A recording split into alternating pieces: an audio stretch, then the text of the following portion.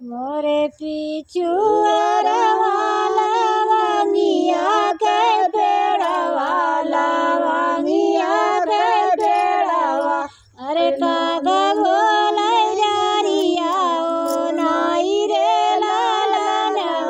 कागा बोले डरिया ओ नाई रे लालना अरे कागा बोले जारिया ओ नाई रे लालना कागा बोले डरिया ओ नाई रे लालना तुआ के मैं देव कागा दूध भात खोरवा अरे दूध भात का ठोरवा अरे वीरन भैया लिया था बोलाई रे लालनवा अरे बीरन भैया ले आता बोलाई रे लालना अरे वीरन भैया लिया था बोलाई रे लालनवा बीरन भैया ले आता बोलाई रे लालना एतनी बचनी गागा सुनहु ना पावल अरे उड़हु ना पावल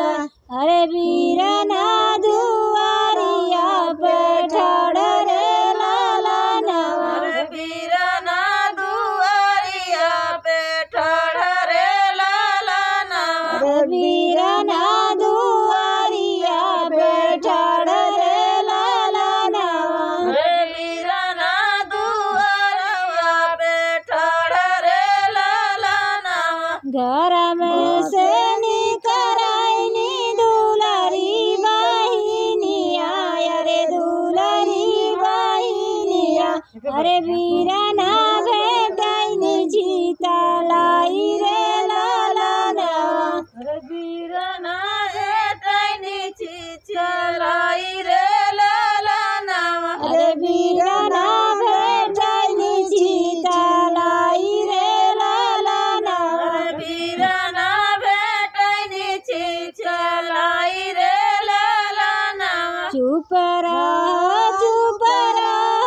दुलारी बहिनिया अरे दुलारी बहिनिया अरे दुखवा परला सो बतावा रे बहिनिया दुखवा परल तू बतावा रे लाहिनिया अरे दुखवा परला तू बतावा रे बहिनिया अरे दुखवा परल तू बतावा रे बहिनिया सासू हमारी मारनी नदिया घरिया बनी नदिया घरिया बनी अरे आप प्रभु बोलै बिरई बोली रे लालनवा अरे आपू प्रभु बोलै बिरही बोली रे लालना अरे आप प्रभु बोलै बिरई बोली रे